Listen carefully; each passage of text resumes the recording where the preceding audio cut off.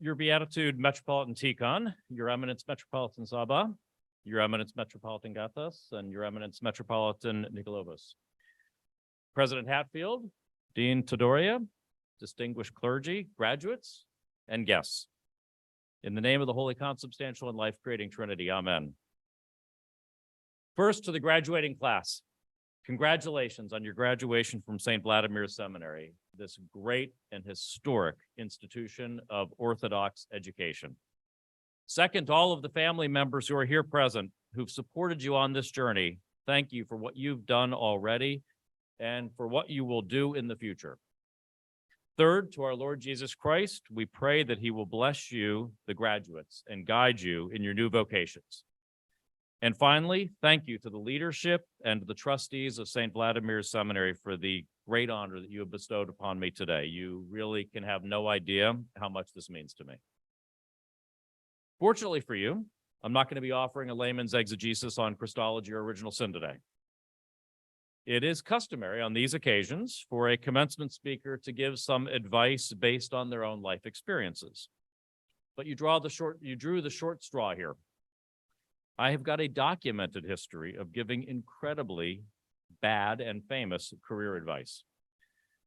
In fact, it's a good reminder for all of you when you seek career advice from people that you view as successful. Generally, successful people tend to recommend to you what worked for them. I remember being a young hotshot attorney, a law clerk to Justice Scalia, on top of the legal profession. I was connected to mentor a young man at Stanford Law School. I gave him my best advice. Get top grades, do law review, clerk at the Court of Appeals, and then try to get a Supreme Court clerkship. Next, go in and out of government and law firm life and make partner. He followed my advice up to a point, didn't get the Supreme Court clerkship, and instead went into the financial world, trading currency, where he created a massive company that you probably use regularly, maybe even this very day. This titan of the internet industry actually now cites my terrible career advice in his own commencement addresses that he gives. I mentored another young man who was at Brown University, and he had the idea to create a company in healthcare and was going to drop out to do so. I gave him my strongest counsel. You can always start a company. Get your degree first. He also ignored me, built his company, sold it, made many billions. So my best advice to you is to take everything that I say and give it the George Costanza treatment from Seinfeld. Whatever I do, whatever I say, do exactly the opposite, and you too might become a billionaire. Well, billionaire priests and nuns, boy, that would be something, wouldn't it? With that in mind, I'm not going to give you my advice. I'm only going to pass on the sound advice of others today. But first, I want to give you a sense of my own faith journey to the Orthodox Church, which itself benefited from the advice of others. And it highlights my central message today on the journey from what to why. The difference between the two is critical as you begin your vocations. As the dean mentioned, I am both cradle and convert. I was baptized Orthodox as family tradition, but raised Episcopalian as so many were in that era. I was active in the church, serving on the altar and leading youth groups. I loved the beauty, the dignity, the precision of the Episcopal services and the music, the what of the Episcopal Church. But after years of deep frustration and disaffection with the various teachings and practices in the Episcopal Church, I found myself wondering why I was an Episcopalian. By the grace of God, I stopped by the office of one of my law partners at the time, Carol Laham. I asked her if we could come to church with her some Sunday to see what Orthodoxy was all about. I really had very little idea other than some funerals and some baptisms that I had been to in my life. She called a local priest and St. Vladimir's graduate, as mentioned, Father George Rados of blessed memory, and we went to church. It was odd. It was different. I can't say I was really taken with the liturgy, if I'm being honest. I kept waiting for the beautiful Bach and Wesley hymns that I associated with going to church. Liturgy and worship, the what of church. Father George assigned me reading and told me that I'd need to come to church to taste and see Orthodoxy. So we started coming and reading. For several years, I'd been on a quest to find a place that would give me the beauty of the Episcopal service, but give me what I felt were right teaching and right practice. Orthodoxy had the doctrine I had always instinctively believed, but the liturgy just didn't feel comfortable. Too foreign, too dissonant. Eventually, from my reading and studies, it hit me. I was convinced as a historic, doctrinal, and juridical matter that the Orthodox Church was and is the historic and unbroken Church of Christ and the Apostles. And if it is the church, and I'm not comfortable with it, I was just going to have to get comfortable with it, whether I liked it or not. I bought CDs of Orthodox liturgical music, almost all made by the beautiful St. Vladimir Seminary Choir, just to make a note, and I listened to them day and night. On Holy Wednesday, I made my confession and became, or returned, to Orthodoxy. I've not looked back, not once. If I had been raised Orthodox and known only Orthodoxy, I don't think I would have appreciated the great gift and privilege I have of being Orthodox today. My journey has made me grateful for the settledness of Orthodoxy, and it made me keenly aware of how central that is to our church. My journey also reminded me of the best leadership advice I ever got and how it had set me on the path of the pursuit of why over what. I was a young pup of 33 years, and I was about to become the general counsel of the U.S. Department of Health and Human Services in the George W. Bush administration. My mentor was the now recently departed Judge Kenneth Starr. I sat with him for lunch, and I said, "Judge, I've ruined my career." He said, "Why do you think that?"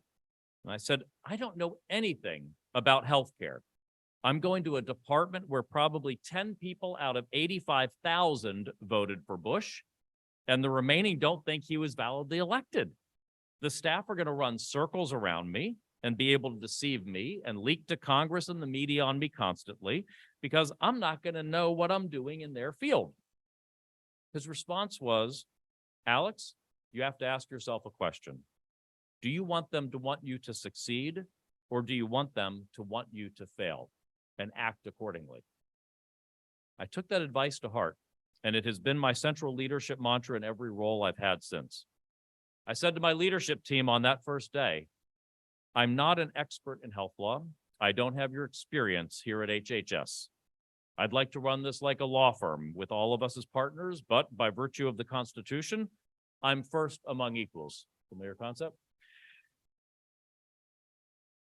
"I'll defer to your expertise and your experience, but I'll ask you tough questions. I'll learn from you, and I'll hold you accountable." One of my top career people had started working in the division that he then led at HHS in the Office of General Counsel 5 years before I was even born. I was not going to teach him anything about public health law, but I could still lead him by giving him the tools he needed and holding him accountable. It worked. That team supported me, lifted me up, and made me successful in that role as an untested leader.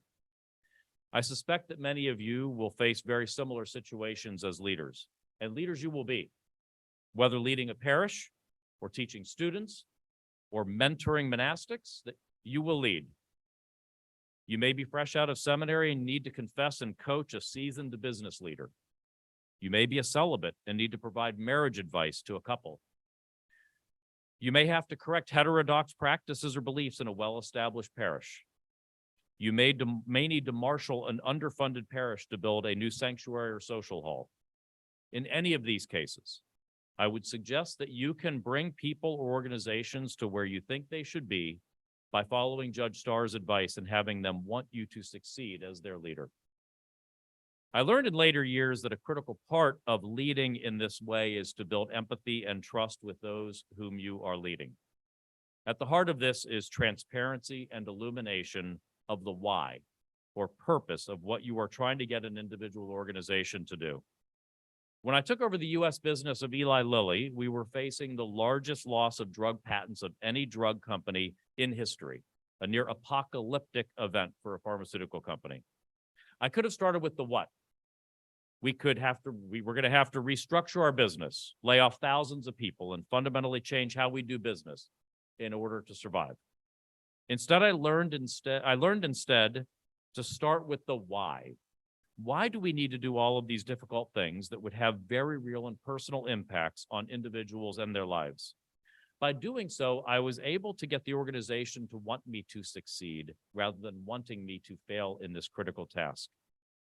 As leaders, we do our thinking and strategizing, and we come up with solutions to our organization's problems.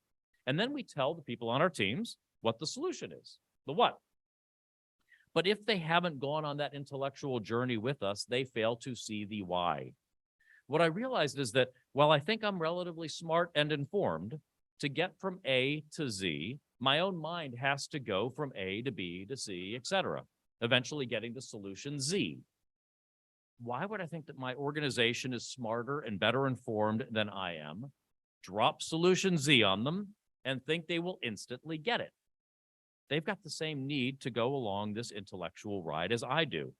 They need to be treated as professionals and partners, as Judge Starr advised. I learned to bring them on that journey with me so that they would understand the why of difficult paths and actions.